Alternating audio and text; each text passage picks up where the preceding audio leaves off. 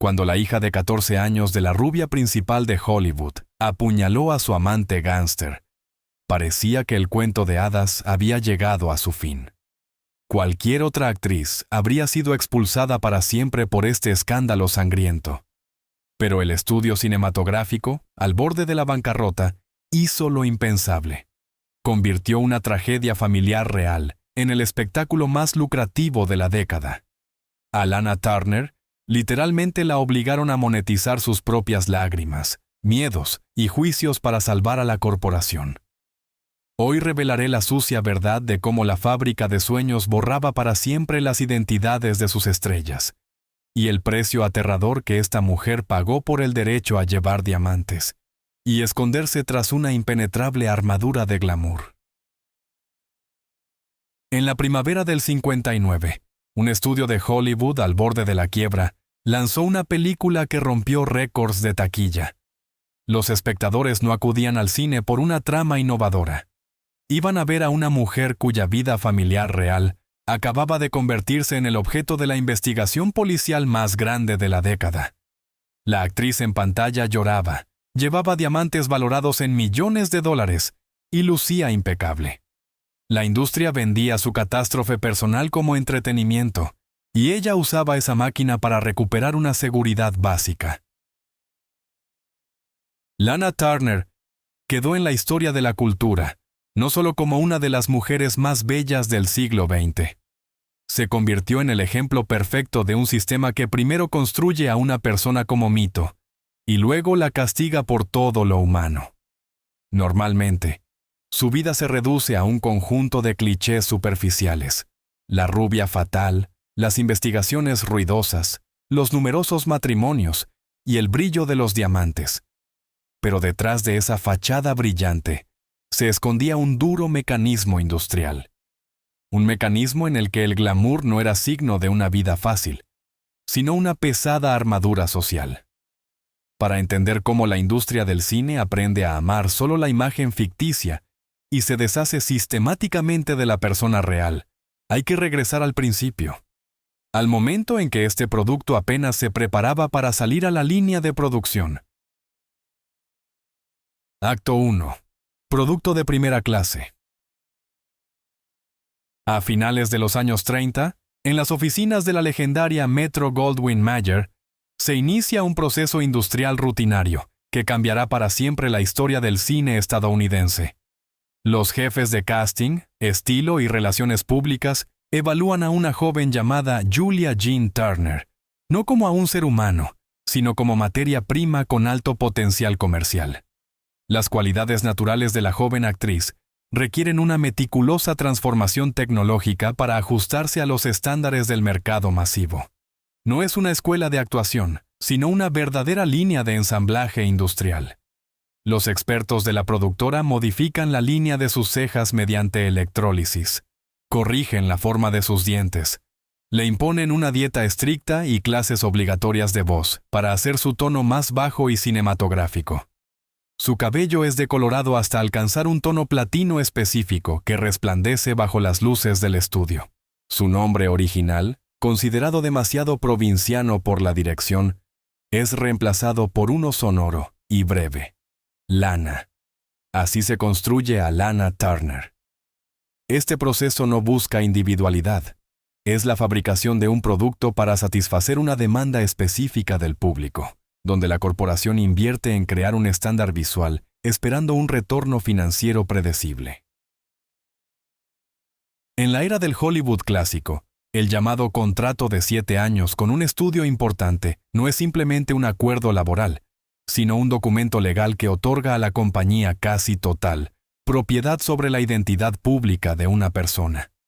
Al firmar, Turner cede a MGM el control sobre su apariencia física, su agenda y su imagen. No puede cambiar su peinado o color de cabello sin el permiso escrito de sus superiores. Está obligada a mantener un peso previamente aprobado, y cualquier fluctuación puede resultar en multas o suspensión sin sueldo. El contrato incluye cláusulas morales estrictas que permiten al estudio dictar con quién puede aparecer en público. Las salidas sociales, Entrevistas con la prensa e incluso las cenas en restaurantes se planifican con precisión logística por el departamento de publicidad. Dentro de este sistema, la mujer no funciona como una entidad creativa independiente, sino como un activo corporativo valioso, pero completamente controlado. El glamour, que pronto se convierte en su carta de presentación, a menudo se percibe en la cultura popular como un atributo de una vida fácil, despreocupada y hermosa. En realidad, es un estándar técnico estricto y un trabajo físico agotador. La perfección visual de Lana Turner en pantalla se asegura mediante un sistema de iluminación preciso, el uso de lentes especiales difusores, maquillaje complejo que se derrite bajo las lámparas calientes y ropa correctiva que limita su libertad de movimiento. Este glamour funciona como una armadura funcional, protegiendo las inversiones del estudio de los defectos impredecibles de la realidad.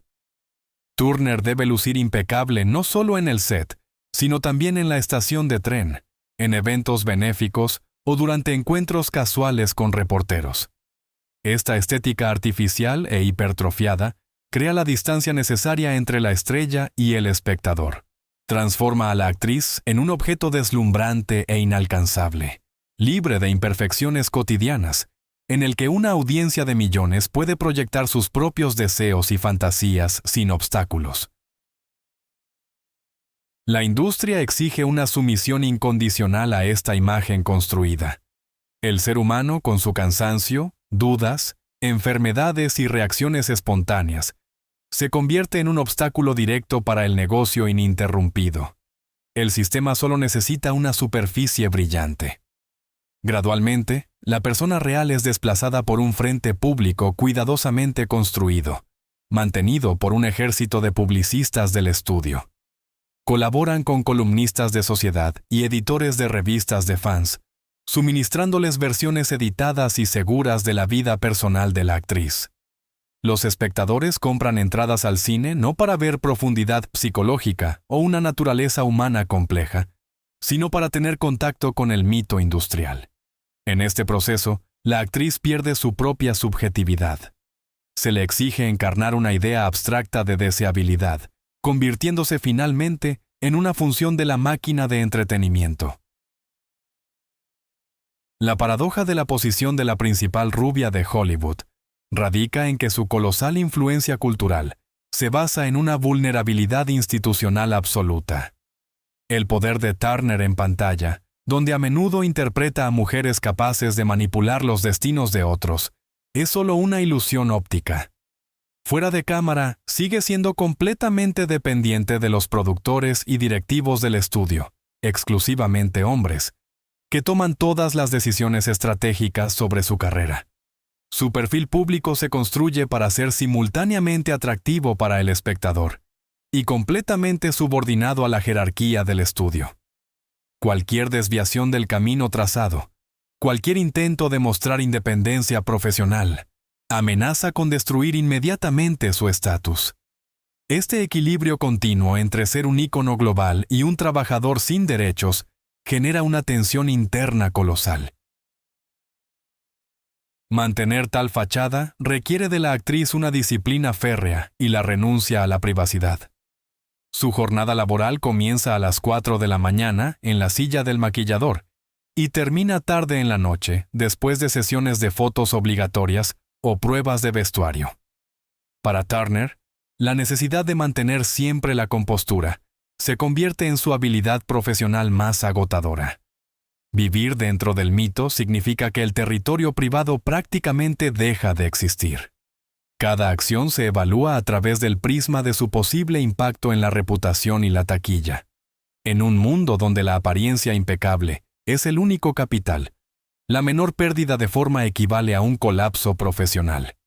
Por eso, el glamour se convierte para ella no solo en un estilo de vestir, sino en el único método disponible para mantener su lugar en la jerarquía. Mientras se vea y actúe como la perfecta Lana Turner, el estudio sigue invirtiendo en ella. Tan pronto como la ilusión se resquebraja, la máquina está lista para deshacerse inmediatamente del activo que ha perdido su valor y reemplazarlo con una nueva debutante. El modelo económico del sistema de estudios alcanza la perfección en su habilidad para capitalizar la imagen femenina. Turner se convierte para MGM no solo en una actriz, sino en el centro de toda una industria de productos relacionados. Su nombre en un cartel garantiza ganancias, las revistas con su rostro en la portada se venden por millones, y su vestuario en pantalla se copia inmediatamente por fabricantes de ropa para el consumidor masivo. Las marcas de cosméticos construyen sus campañas publicitarias en torno a su cabello platino y su lápiz labial rojo. Funciona como el motor de una enorme máquina económica, estimulando la demanda del consumidor en todo el país. Pero la especificidad de este mecanismo es que el producto debe confirmar continuamente su impecabilidad. El sistema no perdona pausas para la recuperación. El drama profundo de tal situación no reside en el hecho mismo de la explotación comercial dura, sino en la sustitución irreversible de la realidad. El sistema de estudios no busca suprimir directamente a la persona, simplemente enseña al mundo entero, incluida la propia estrella, a amar exclusivamente su imagen construida. Lana Turner aprende a sobrevivir dentro de esta rígida construcción porque la industria no ofrece otros guiones para mujeres de su tipo. Acepta las reglas del juego, donde el brillo exterior siempre va acompañado de un control constante.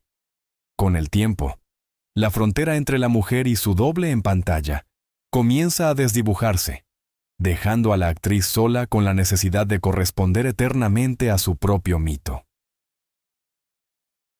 Sin embargo, aceptar tal transformación radical y renunciar voluntariamente a la autonomía personal rara vez es el resultado de una mera casualidad o vanidad. Para entregar su identidad a una corporación y permitir que la moldeen según los estándares del mercado masivo, se requiere un motivo pragmático fuerte. Es una elección que a menudo se dicta por la falta de otros apoyos vitales y la necesidad básica de seguridad. Para entender por qué alguien acepta convertirse en una ilusión brillante y ponerse la pesada armadura de la publicidad, es necesario mirar de cerca las circunstancias sociales y los primeros años de vida de los que intenta escapar tan rápidamente. Acto 2. Huida a través de la apariencia.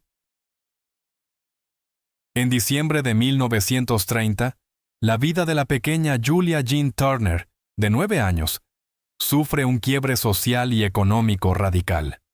Su padre, John Virgil Turner, un minero en el estado de Idaho que ocasionalmente vendía alcohol ilegalmente, muere en circunstancias trágicas en San Francisco. Regresaba a casa después de una exitosa noche de juego, cuando fue atacado en la calle.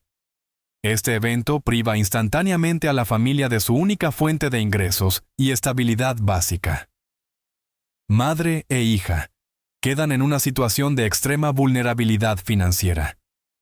Pronto se ven obligadas a mudarse a Los Ángeles en busca de cualquier trabajo disponible. Los primeros años de la futura actriz no transcurren en cómodos estudios teatrales, sino en un constante estado de carencia, mudándose frecuentemente entre viviendas baratas en barrios obreros y dependiendo periódicamente de la caridad. En esta nueva y extremadamente inestable realidad, se forma un vínculo estrecho, casi simbiótico, entre madre e hija. Mildred Turner trabaja 80 horas a la semana, aceptando cualquier empleo mal pagado. Pasa sus días en sofocantes lavanderías y salones de belleza locales, tratando de asegurar un nivel mínimo de subsistencia para la familia. Para la niña, este periodo se convierte en una lección temprana de dura responsabilidad social. En tales circunstancias, el potencial éxito de Julia comienza a percibirse no como una cuestión de ambiciones personales o realización creativa adolescente, sino como el único ascensor social disponible. La apariencia externa de la adolescente en crecimiento se convierte objetivamente en el principal activo de esta pequeña familia, el instrumento con el que podrían abandonar para siempre la zona de marginalidad económica. La madre invierte sus últimos centavos en ropa pulcra para su hija, comprendiendo intuitivamente que una apariencia presentable en la sociedad estadounidense de los años 30 es la clave para sobrevivir. El legendario episodio de 1936 en el café Top Hat, en el Boulevard Sunset, donde un editor de la revista The Hollywood Reporter, William Wilkerson, nota accidentalmente a la estudiante de 16 años, entra en la historia como un clásico cuento de hadas de Hollywood sobre el éxito repentino. Sin embargo, en realidad, fue un punto de entrada a un sistema de intercambio extremadamente rígido. Wilkerson no vio a una actriz profesional, sino una fisonomía perfecta para la industria del cine, que constantemente necesitaba rostros nuevos para mantener el interés del público. Para Turner y su madre, la oferta de hacer una prueba de cámara con el agente Seppo Marx significaba algo mucho más pragmático que simplemente la oportunidad de hacerse famosa en todo el país.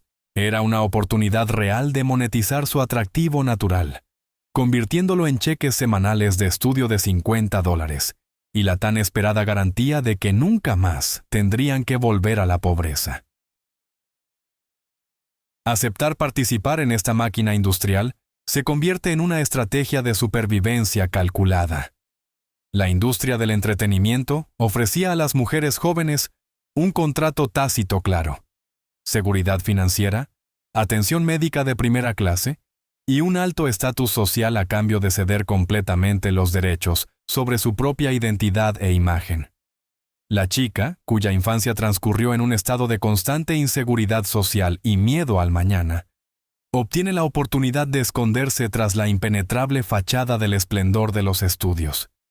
La atención de las cámaras, los reporteros y el público, paradójicamente, le proporcionan una sensación de seguridad física y económica. La belleza se transforma rápidamente en una armadura confiable. Mientras siga siendo atractiva para los agentes de Hollywood, fotógrafos y productores influyentes, su familia estará protegida de cualquier sacudida de la vida.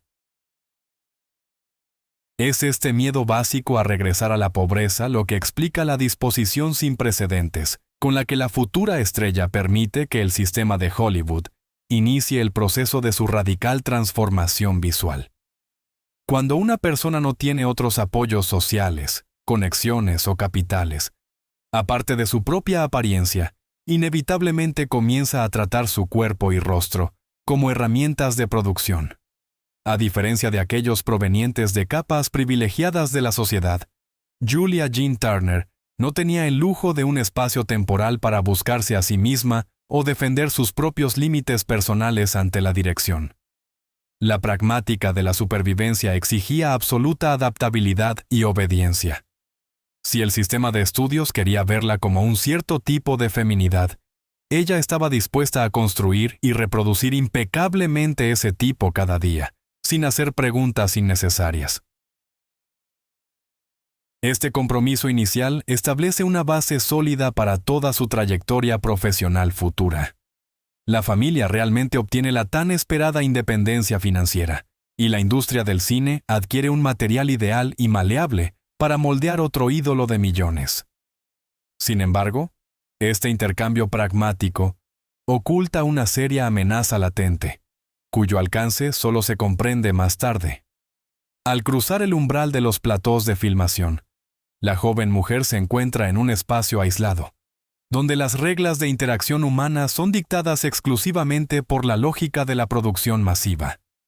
Para convertir un hallazgo afortunado de un café de carretera en Los Ángeles en un ícono de estilo global, la fábrica de sueños debe iniciar un proceso implacable de completa alienación de la actriz de su propio cuerpo, subordinando cada uno de sus pasos a estrictos estándares de estudio. Acto 3. La fábrica de deseos. En 1937, el director Mervyn LeRoy le dio a la joven de 16 años, Lana Turner, un pequeño papel en la película They Won't Forget. Su tiempo en pantalla era de apenas unos minutos. En la escena clave, su personaje simplemente camina por la calle con una falda ajustada y un suéter ceñido. Este breve episodio, cuidadosamente diseñado por el camarógrafo, provocó una reacción inesperada y masiva del público. Los ejecutivos no revisaban el material buscando matices de actuación, sino evaluando la atracción visual directa del encuadre. Los periodistas rápidamente apodaron a la actriz debutante como la chica del suéter. La atención de los espectadores y críticos no se centró en sus habilidades dramáticas ni en el contexto de la escena, sino exclusivamente en su forma física, resaltada por la textura de la tela. Un simple elemento de vestuario, elegido por los diseñadores para el máximo efecto óptico, definió instantáneamente su identidad profesional y lanzó un fenómeno cultural que la acompañaría durante muchos años. La idea de la chica del suéter no fue un accidente. Funcionó como un mecanismo de marketing altamente efectivo y fácil de reproducir. En la atmósfera conservadora de finales de los años 30, esta imagen ofrecía una forma socialmente aceptable de atractivo visual. El suéter cubría completamente el cuerpo, pero al mismo tiempo acentuaba la silueta, permitiendo a la industria cinematográfica sortear los estrictos códigos morales de la administración del código de producción sin sacrificar la ganancia comercial. Para el departamento de publicidad, este título fue un verdadero hallazgo, que no requería inversiones complejas en guiones o dirección. Bastaba con colocar a la actriz frente a la cámara de la manera correcta para garantizar la atención de la prensa. La máquina de relaciones públicas lanzó de inmediato una campaña masiva para fijar esta asociación en la conciencia colectiva. Turner fue fotografiada regularmente en diversas variantes de ropa ajustada para revistas, carteles publicitarios y comunicados de prensa de estudio. Su cuerpo dejó de ser un atributo personal y se convirtió en una propiedad pública estandarizada, una marca gestionada cuidadosamente por un equipo de publicistas de Hollywood. Cuando Mervyn LeRoy se trasladó a Metro-Goldwyn-Mayer, naturalmente se llevó el contrato de Turner con él. En este estudio, que poseía el mayor poder y recursos financieros en la era del Hollywood clásico, el proceso de estandarización de su imagen alcanzó verdaderas dimensiones industriales. El imperio de Lois Mayer funcionaba como una estricta línea de producción, donde las estrellas se construían según especificaciones técnicas precisas. Turner ingresó a un departamento donde decenas de especialistas trabajaban en su apariencia. Nutricionistas controlaban estrictamente la ingesta de calorías, y estilistas elegían telas que debían ceñirse al cuerpo sin formar una sola arruga innecesaria. Las pruebas de vestuario duraban largas horas, durante las cuales cada costura se analizaba para asegurar que cumpliera con el ideal aprobado. Se le exigía usar constantemente ropa interior correctiva especial, que fijaba rígidamente las proporciones necesarias para trabajar bajo los focos del estudio. Este nivel de supervisión sin precedentes no dejaba espacio para cambios fisiológicos naturales o comodidad personal básica. Dentro de esta línea de producción del estudio, la autonomía profesional de la actriz se redujo al mínimo absoluto. Turner recibía sistemáticamente papeles que explotaban directamente su tipo visual específico. La estudiante ingenua pero atractiva, la bailarina decorativa, el objeto frívolo de interés romántico. Tenía que recitar diálogos planos y servir únicamente como un bello telón de fondo para compañeros más renombrados.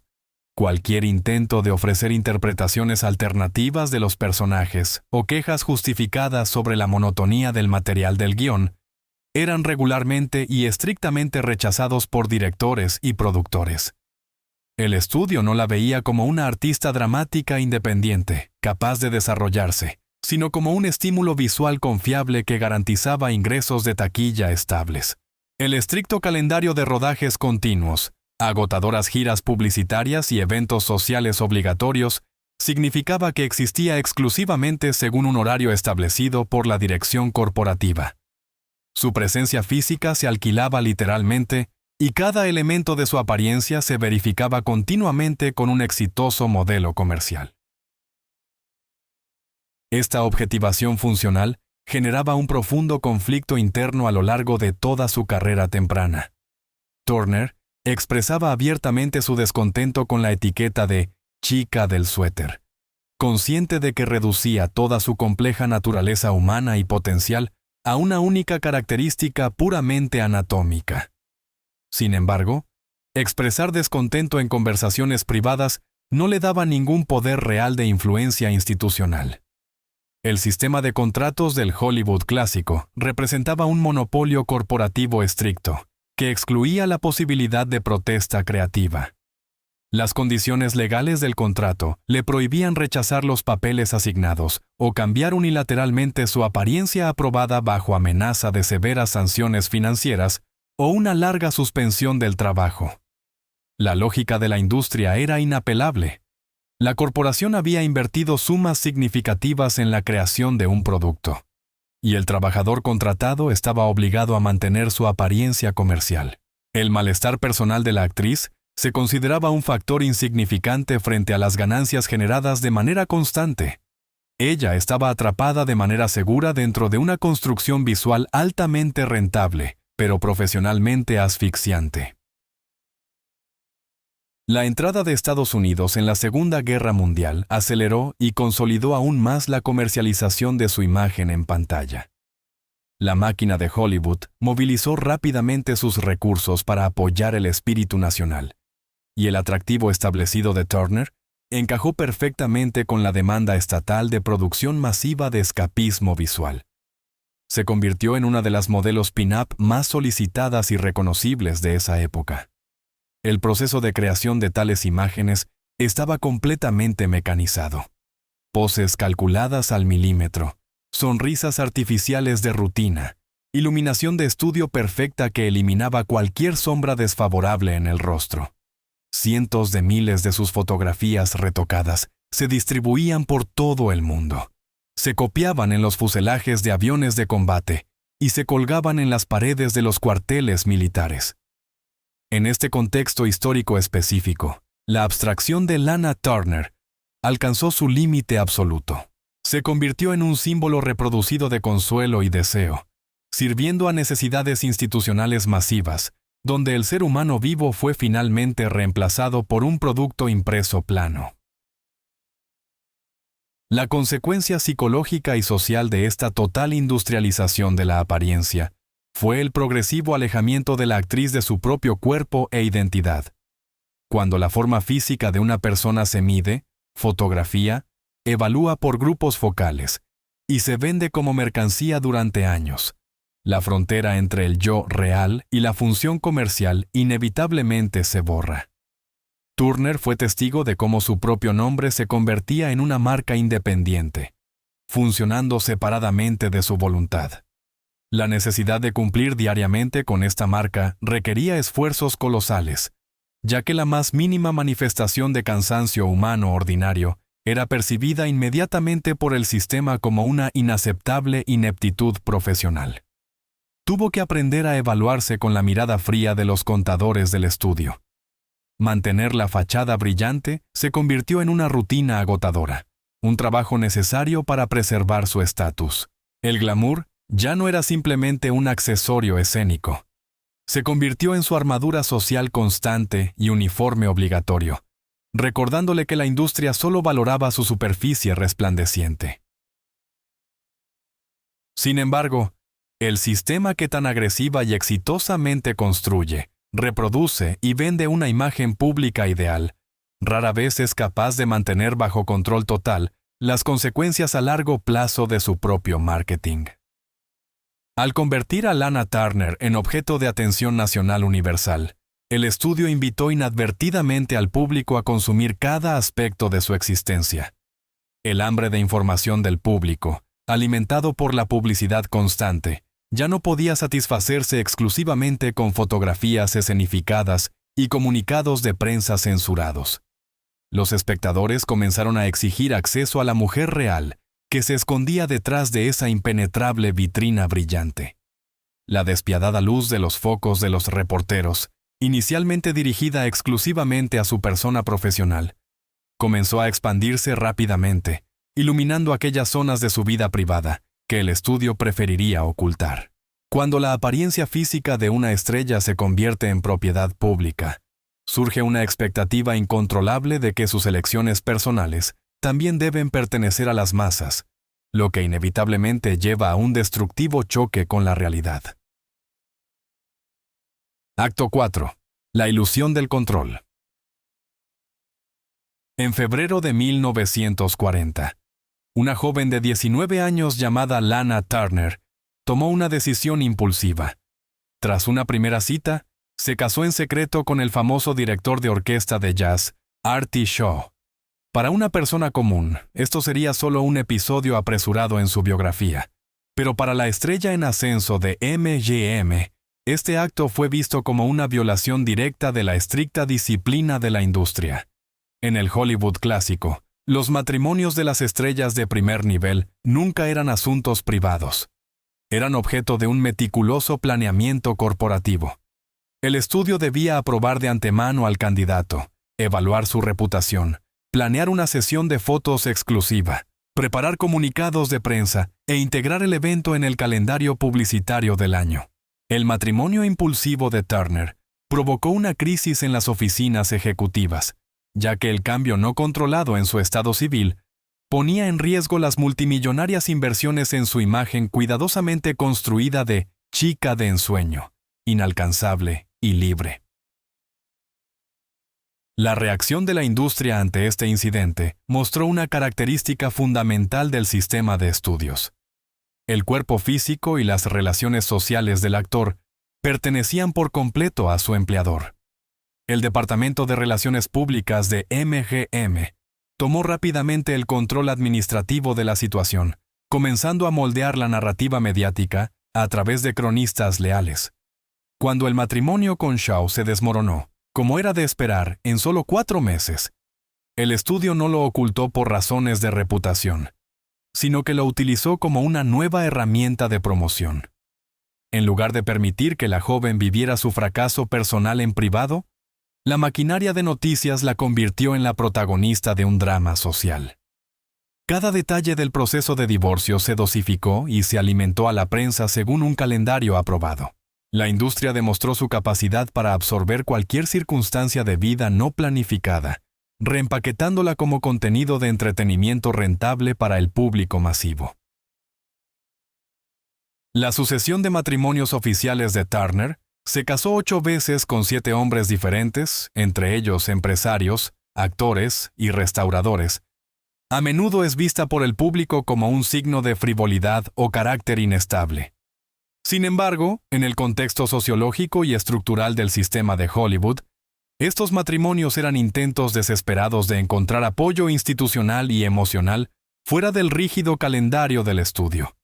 La actriz buscaba una zona segura, un territorio autónomo donde pudiera quitarse la pesada armadura del glamour y dejar de funcionar como un activo corporativo. Pero la paradoja del sistema era que la magnitud de su estatus de superestrella hacía técnicamente imposible tal aislamiento. Cualquier pareja suya caía inmediatamente en la órbita de atención del estudio, y su vida cotidiana conjunta se convertía en objeto de escrutinio por parte de los reporteros.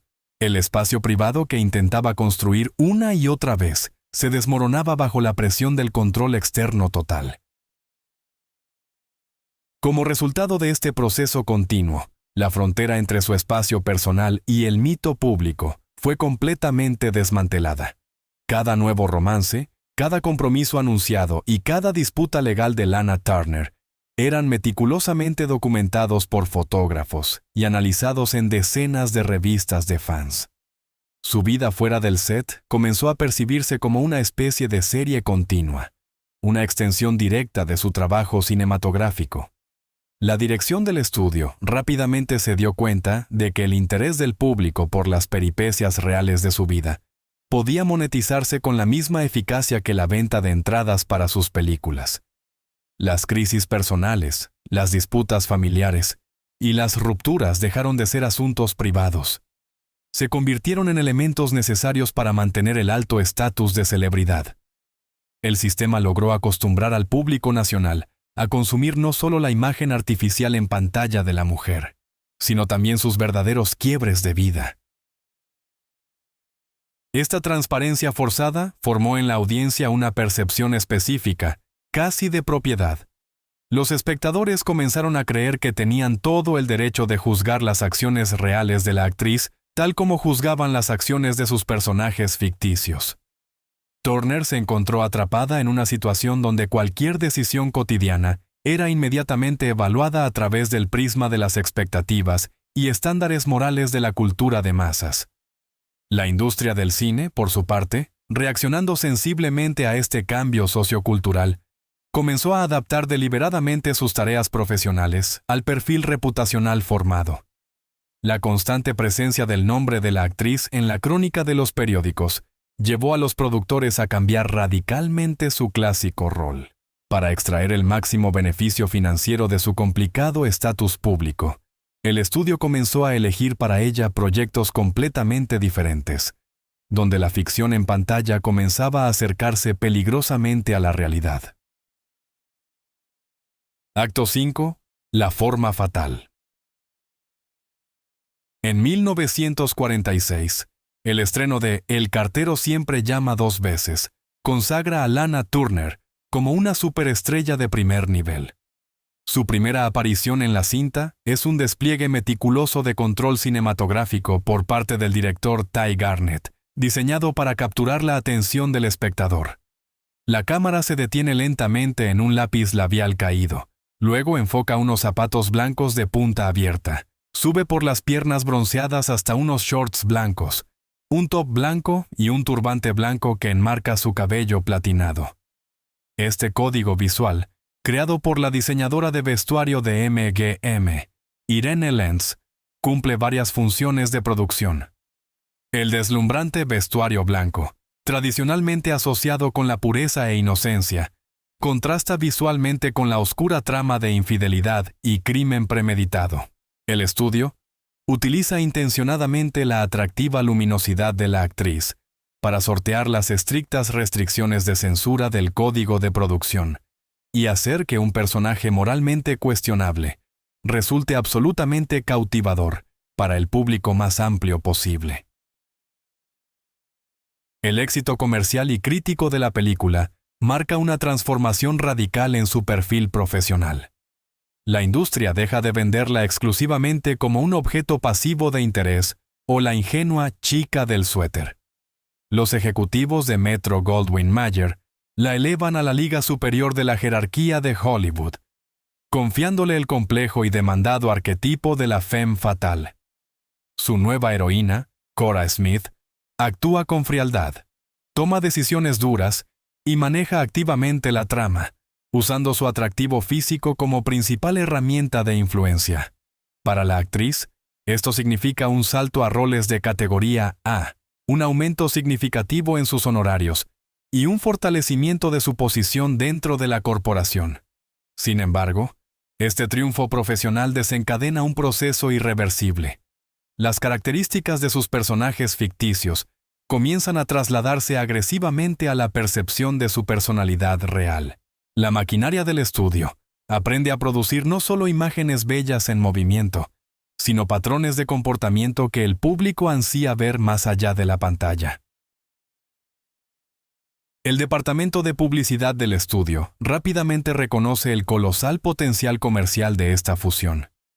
En la segunda mitad de los años 40, los publicistas de MGM dejan de ocultar activamente los numerosos divorcios y complicadas relaciones románticas de la actriz, comenzando a utilizarlos deliberadamente para reforzar su nueva y más peligrosa imagen en pantalla. En la prensa se forma una narrativa coherente y sin contradicciones, donde la vida de la estrella parece una extensión natural de sus trabajos cinematográficos. Los titulares de los periódicos que describen sus verdaderos litigios sobre custodia, división de bienes o rescisión de contratos, cada vez más se asemejan estilísticamente a los carteles publicitarios de los cine negro. La audiencia recibe una doble dosis de entretenimiento. Primero compra un boleto para ver a la calculadora rubia en pantalla, y al día siguiente lee en la crónica social sobre la independiente y caprichosa Lana Turner. La línea entre ficción y realidad se borra definitivamente para maximizar las ganancias corporativas. Es crucial entender la magnitud de la responsabilidad financiera que acompaña este proceso.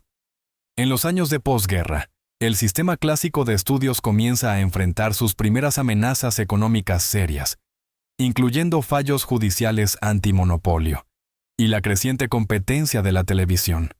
En estas condiciones, las grandes corporaciones apuestan principalmente por sus superestrellas comprobadas. Turner se convierte en el pilar del presupuesto del estudio. Mantener su impecable apariencia comercial requiere procedimientos diarios de varias horas, decoloración constante del cabello, uso de maquillaje complejo en capas y pesadas estructuras correctoras bajo vestidos de noche. Su cuerpo físico opera al límite, sirviendo a inversiones multimillonarias.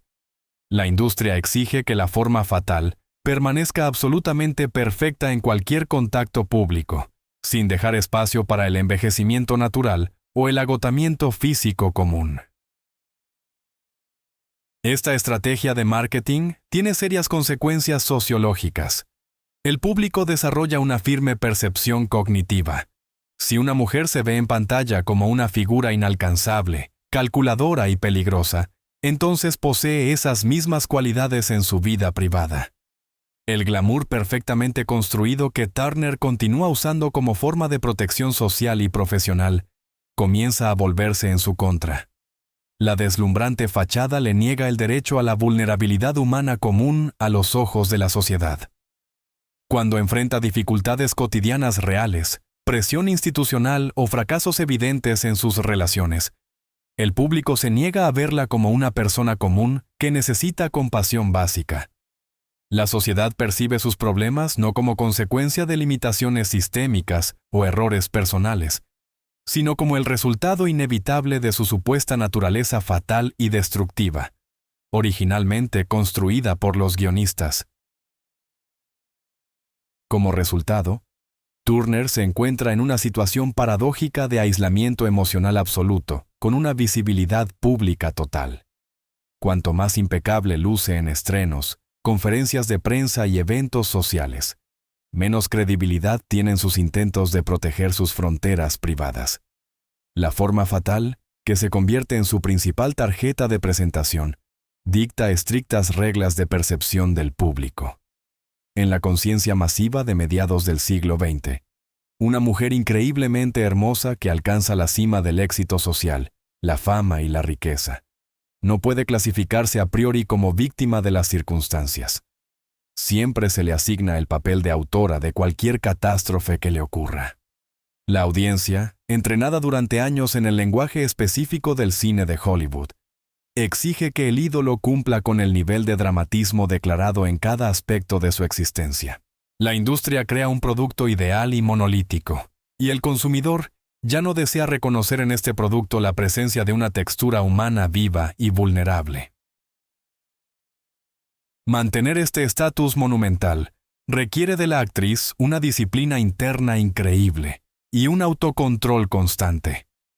Debe llevar continuamente una máscara de frialdad y confianza para cumplir con las duras expectativas de quienes pagan por su imagen. Cualquier reacción informal suya, ya sea enojo hacia reporteros insistentes, cansancio por el interminable horario de trabajo o miedo por su propio futuro, es inmediatamente interpretada por los demás exclusivamente a través del prisma de su papel cinematográfico.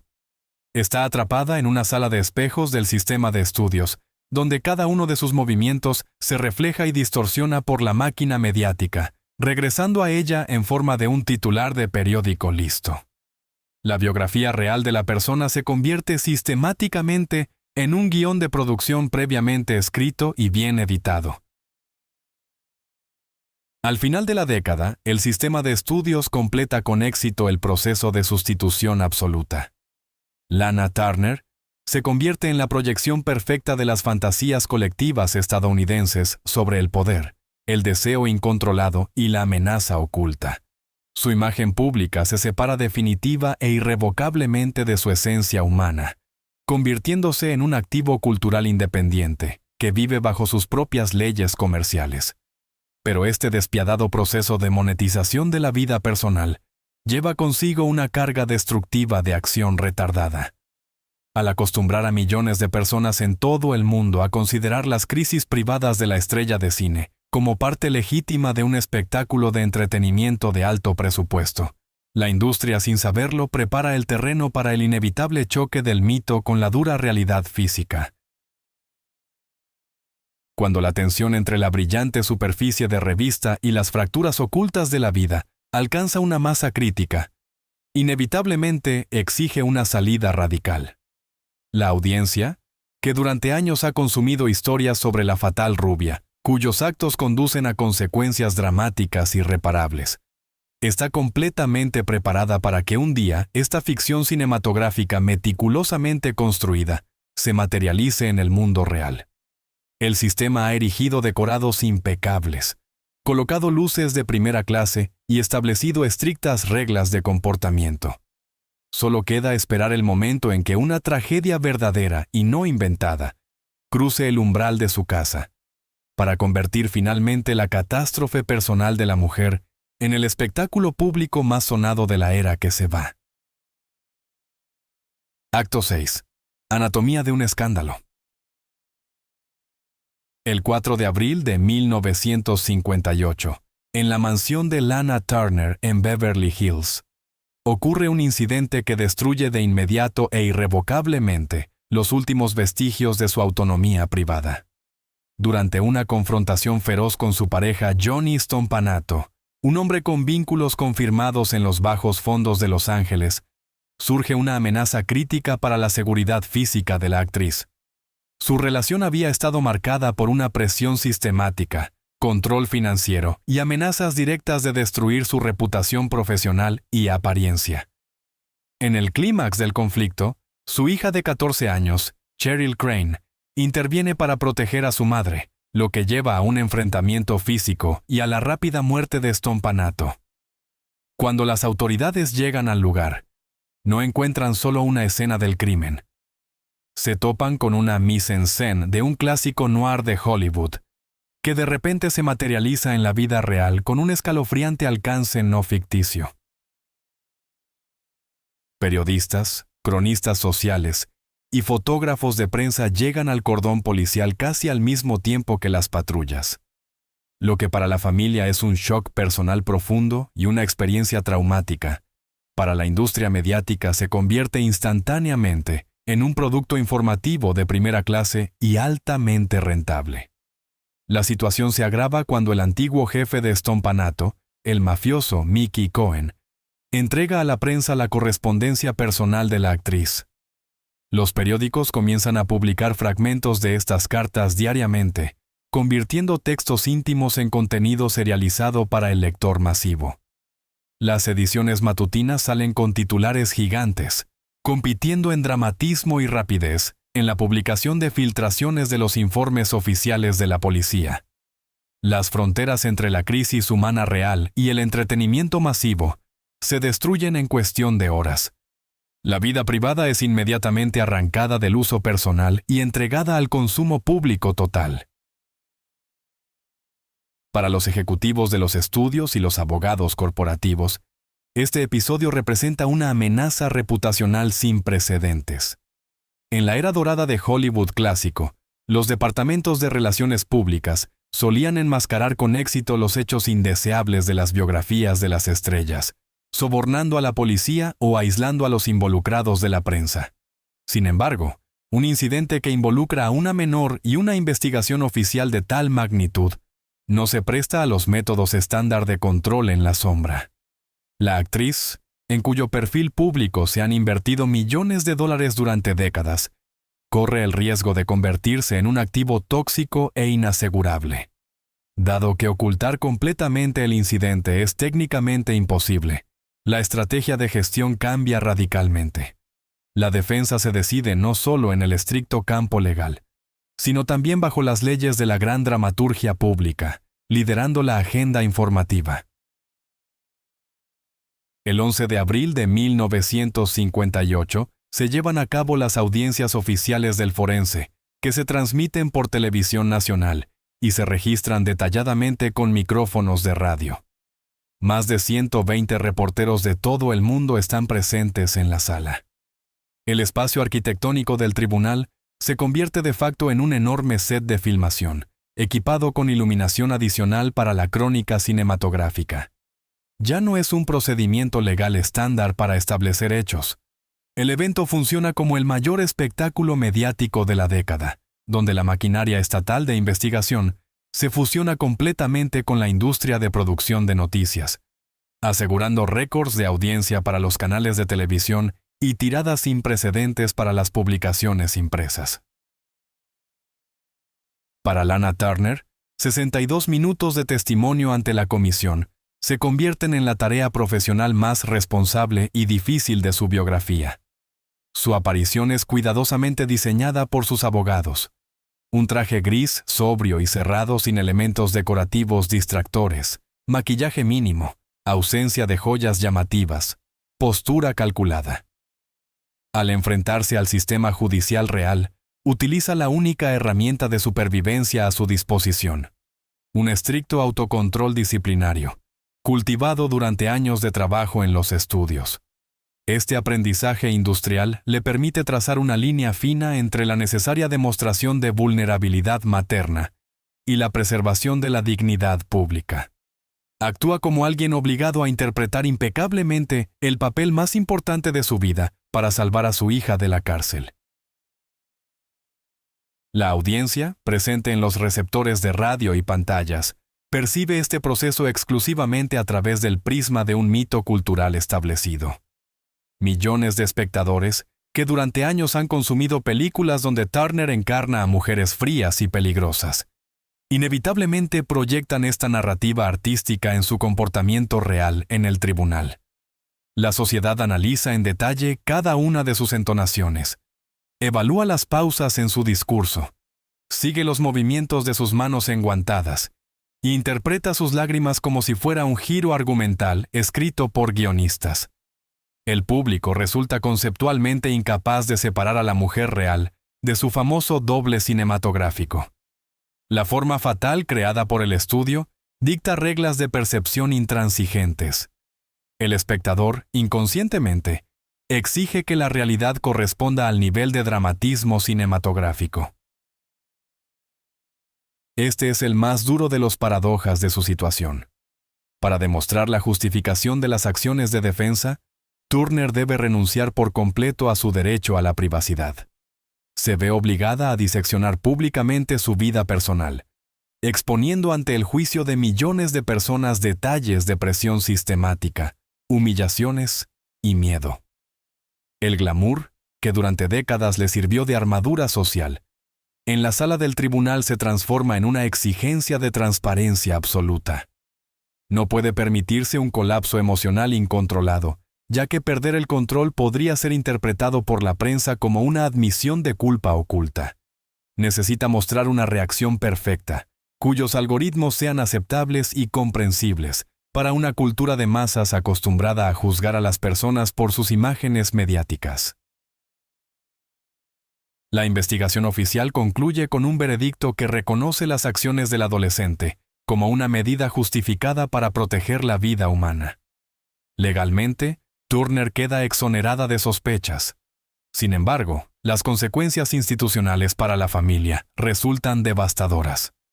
El tribunal ordena retirar temporalmente a Cheryl de la custodia de su madre, convirtiéndola en pupila del Estado y colocándola en una institución especializada para menores. El aparato estatal demuestra claramente que mantener la libertad física en medio de un escándalo tan grandioso se paga inevitablemente con la pérdida total de la autonomía parental. La familia es estructuralmente desmantelada ante los ojos de todo el país. El resultado sociológico y cultural de este litigio es mucho más amplio de lo que se pronosticaba inicialmente. La industria del entretenimiento demuestra que posee suficiente poder tecnológico para absorber el evento real más agudo y convertirlo en un activo mediático monumental. Contrario a las expectativas de los analistas que predijeron el inevitable fin de la carrera de la actriz debido a la toxicidad del escándalo, el nivel sin precedentes de atención continua genera un tipo completamente nuevo de demanda del público. El sistema de producción cinematográfica comprende pragmáticamente: una celebridad que ha pasado por el crisol real de una investigación resonante ante el público. Posee un nuevo y único valor de mercado. La cuestión ya no es si la industria puede limpiar su nombre, sino a través de qué mecanismos los estudios de cine podrán monetizar de inmediato esta colosal fractura no ficticia. Acto 7. Capitalización del caos. En 1958, apenas unos meses después de concluir la agotadora investigación pública del incidente en su hogar, Universal Pictures le ofrece a Lana Turner el papel principal en una gran producción dirigida por Douglas Sirk, Imitación de la vida. En ese momento, la actriz está en una posición extremadamente vulnerable, y muchos analistas de la industria creen que su carrera profesional ha terminado debido al daño a su reputación. Ante estos pronósticos, toma una decisión económica sin precedentes y arriesgada. Acepta actuar por un salario base mínimo a cambio de la mitad de las futuras ganancias netas de la película. Este movimiento pragmático la transforma de una trabajadora vulnerable a una socia financiera de pleno derecho de la corporación. Por su parte, el estudio, al borde de la bancarrota, consigue a la actriz más mencionada en la prensa nacional, sin gastar grandes anticipos. El material para su regreso a la pantalla es elegido con un cálculo comercial infalible. Turner interpretará a Laura Meredith, una ambiciosa rubia actriz de teatro que, para alcanzar el éxito profesional, la independencia financiera y mantener una imagen pública perfecta, ignora sistemáticamente las necesidades de su hija adolescente. El guión reproduce de manera inquietante la biografía real de la estrella, duplicando los elementos estructurales del reciente escándalo mediático. Esta similitud conceptual no es una coincidencia. La industria utiliza fríamente la reciente crisis familiar como una matriz de guión lista para usar. El director y los productores borran intencionalmente la línea entre el personaje ficticio y la biografía de la verdadera Lana Turner, obligándola a representar en el set una versión estilizada y cinematográficamente impecable de su propia caída no ficticia. El departamento de marketing de Universal construye toda la campaña publicitaria nacional del filme en torno a este efecto espejo directo. Los materiales promocionales, pósters y tráilers oficiales sugieren implícitamente pero con insistencia que los espectadores tendrán acceso exclusivo a las emociones auténticas de una mujer, cuyo nombre recientemente dominaba las portadas judiciales. El escándalo, que inicialmente amenazaba con destruir su estatus social para siempre, se reempaqueta rápidamente como la herramienta principal de marketing para el melodrama. La máquina de producción de Hollywood demuestra su principio fundamental. Cualquier violación de normas sociales, experiencia traumática o amenaza legal, puede ser rehabilitada con éxito si se convierte en una alta ganancia de taquilla. El estudio no vende solo otra película, sino una oportunidad legítima y sancionada de seguir observando la catástrofe privada de una celebridad en la comodidad del cine. El público responde a este llamado con un interés comercial masivo. Los consumidores compran boletos, impulsados por un hambre de información específica, quieren ver el rostro de la actriz en la pantalla grande para encontrar en su actuación signos imparciales de arrepentimiento maternal real o miedo oculto. Cada lágrima derramada por su personaje, cada diálogo tenso con su hija en pantalla, es sometido a un escrutinio riguroso por parte del público. La audiencia en las salas de cine actúa como un jurado colectivo, continuando el juicio no oficial sobre el mito de Hollywood. En este proceso, el arte clásico de la actuación pasa a un segundo plano. Lo primordial es el acto de confesión pública, hábilmente integrado en el formato rígido del estudio. La corporación obliga a Turner a monetizar su trauma institucional, y la actriz cumple esta tarea con una precisión técnica impecable. Estrenada en la primavera de 1959, Imitación de la vida se convierte en un colosal triunfo económico. La película recauda una taquilla récord, convirtiéndose en el proyecto más rentable en la historia de Universal hasta ese momento, y salvando a la compañía de la quiebra financiera. La apuesta económica de Turner se justifica por completo. El porcentaje de la taquilla le genera varios millones de dólares, restaurando instantáneamente y para siempre su tambaleante seguridad básica. Este éxito de taquilla sin precedentes legitima definitivamente su lugar en la jerarquía del espectáculo. La industria la recompensa no tanto por su trabajo profesional en pantalla, sino por su capacidad única de sobrevivir a una falla sistémica y convertir su vulnerabilidad reputacional en el producto más demandado de la temporada. El sistema demuestra su capacidad absoluta para absorber la destrucción de la vida personal, convertirla en un guión y venderla de manera rentable al mismo público que un año antes exigía la condena más estricta de la actriz. El retorno a un estándar visual intransigente se convierte en una herramienta crucial para esta exitosa capitalización. En Imitación de la vida, el vestuario de su personaje cuesta sumas astronómicas, y Turner lleva joyas reales valoradas en más de $1 millón, proporcionadas por las principales casas de joyería. Su glamour en pantalla alcanza un nivel máximo, casi estéril de perfección. Esta deslumbrante envoltura externa contrasta bruscamente con la profunda descomposición interna de la familia en pantalla. La apariencia impecable vuelve a funcionar como una poderosa defensa social. Al mostrar peinados perfectos y siluetas lujosas en momentos de intensas escenas dramáticas, la actriz transmite un mensaje crucial. A pesar de la crisis vivida, la fachada no se derrumbó.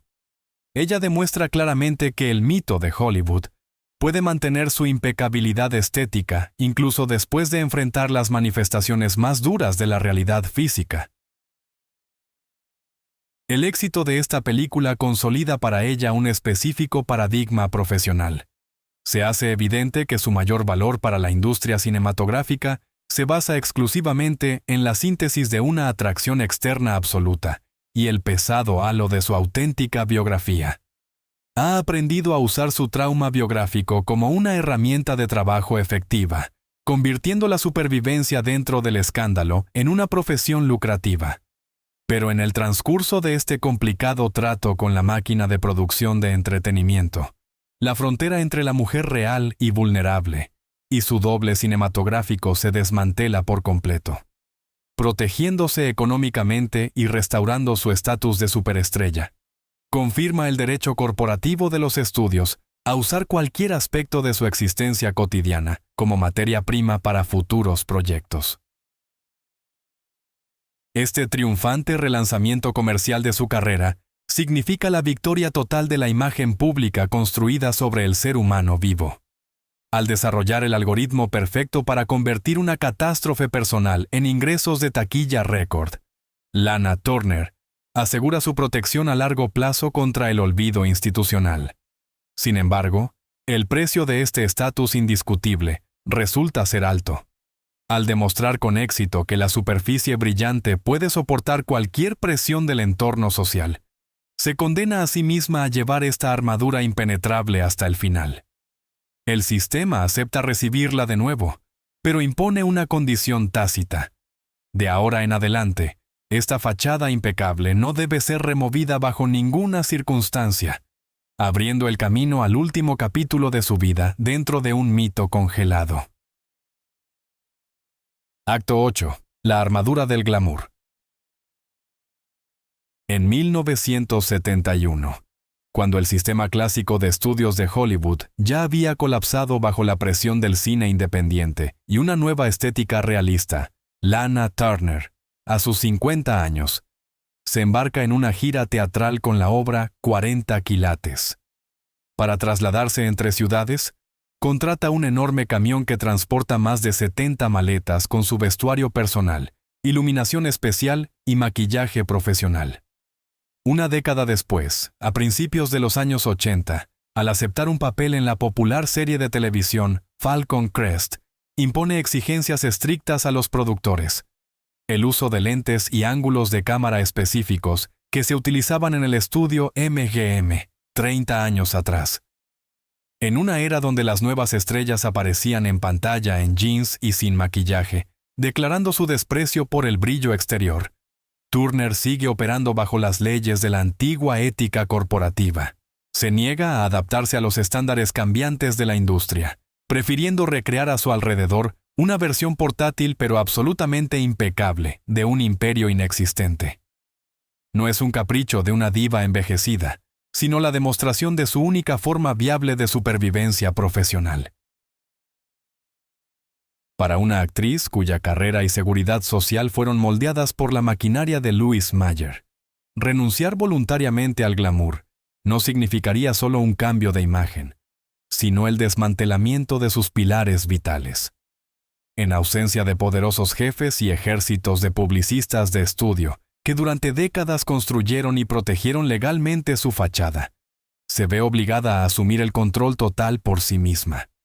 Mantener la superficie brillante se convierte en un trabajo agotador, solitario y constante.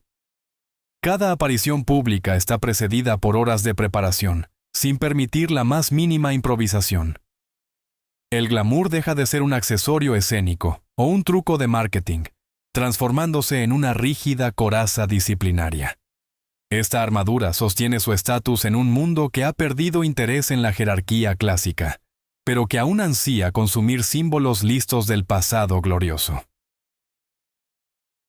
Surge un conflicto agudo e insuperable entre el curso natural del tiempo y la naturaleza estática del mito cinematográfico. El público que asiste a sus espectáculos tardíos o la encuentra en eventos públicos, compra boletos no por la nueva dramaturgia, sino por el contacto con la historia viviente. Los espectadores exigen la aparición de la misma rubia fatal de los años 40, y cualquier discrepancia física con ese ideal congelado es castigada instantáneamente por los tabloides. Los periodistas registran meticulosamente cualquier signo de cansancio o envejecimiento, evaluándolos no como un hecho biológico, sino como una derrota profesional y una violación del contrato tácito con la audiencia. En este cruel sistema de coordenadas, a la mujer no se le concede el derecho a la naturalidad. Está obligada a demostrar continuamente su valía mediante la conservación de su apariencia comercial, librando una batalla perdida de antemano contra sus propias fotografías tempranas y las cintas clásicas que se repiten en televisión. En un intento por fijar definitivamente la versión correcta de su vida y proteger su reputación de interpretaciones no autorizadas, en 1982 publica una autobiografía oficial. El libro se convierte en otra herramienta de gestión del mito. El texto está tan cuidadosamente calibrado como su guardarropa público, ofreciendo al lector solo el grado de sinceridad que no destruye el fundamento de su estatus estelar. Como resultado de este incesante autocontrol de años, el proceso de sustitución institucional de la personalidad se completa por completo. La mujer real llamada Julia Jean Turner desaparece definitivamente tras la impenetrable máscara de la leyenda de Hollywood. Sus últimos años transcurren en un aislamiento cada vez más profundo, limitando su círculo social y negándose categóricamente a ser fotografiada sin una preparación meticulosa. Protege no tanto a sí misma, sino a su principal capital restante, la imagen intocable de la estrella de cine perfecta. La industria, que originalmente creó este producto visual para el consumo masivo, enseña a la actriz a tratarse a sí misma como un valioso y frágil objeto de museo. Se convierte en la curadora más dedicada y estricta de la marca Lana Turner, sacrificando los restos de espontaneidad y libertad personal para su preservación. Cuando una persona vive durante décadas dentro de una construcción tan hermética, la frontera entre la textura viva y la fachada resplandeciente se disuelve irrevocablemente. La trayectoria de su destino demuestra la impecable eficacia de la máquina de producción de Hollywood, que sabe construir símbolos inmunes al tiempo o a las convulsiones sociales. Para sobrevivir en este territorio, no basta conseguir las reglas corporativas. Es necesario permitir que el sistema desplace por completo el contenido humano, dejando solo una forma deslumbrante e inflexible. Y este proceso de cristalización final del mito lleva al resultado principal: comprender cómo la cultura de masas maneja sus mejores activos cuando las luces finalmente se apagan. Se suele pensar que el sistema clásico de estudios de Hollywood aplastaba a las personas, sometiendo por completo su vida privada a cambio de taquilla. Pero la historia de Lana Turner revela un mecanismo mucho más sutil. La industria no busca destruir al ser humano directamente. Hace algo más pragmático: separa al individuo de su propia imagen, convirtiendo esa imagen en un producto corporativo inmortal e independiente. Julia Jean Turner sobrevivió a la pobreza, al control absoluto, a investigaciones públicas y al colapso de imperios hollywoodenses. En este proceso, no fue una víctima pasiva de las circunstancias. Se convirtió en una pragmática que comprendió la regla principal de la época. Si la sociedad necesita una ilusión deslumbrante, esa ilusión debe ser absolutamente invulnerable. Turner misma ayudó a transformarse en un mito monumental, porque solo ese estatus le garantizaba seguridad social y económica. El precio de esta supervivencia fue peculiar. Cuando las crisis reales invadían su cotidianidad una y otra vez, la actriz simplemente se refugiaba tras una fachada pulida y meticulosa. Con cada década, esa armadura institucional se volvía más sólida, hasta que la frontera entre la mujer real y su doble cinematográfico desapareció por completo. Al final, la industria logró lo que siempre buscó: desplazó la textura viva, dejando a la sociedad solo una forma perfecta. Este mito sobrevivió tanto a la actriz como al sistema que lo creó. La verdadera tragedia no es que Hollywood fuera injusto con ella, es que Hollywood alcanzó un éxito absoluto. Las corporaciones crearon una superficie brillante perfecta, ideal para proyectar deseos ajenos. Y al mirar hoy los retratos clásicos de la actriz, el espectador ve exactamente lo que la dirección de MGM pagó en su momento. Un producto impecable, desprovisto de la vulnerabilidad humana común, que por eso mismo el mundo se niega a olvidar. Sobre cómo la industria trataba a quienes intentaban recuperar el control de su identidad y romper las rígidas normas del estudio, hablé en el documental sobre Rita Hayworth. Vean ese video para explorar otras estrategias de adaptación en la era del cine clásico.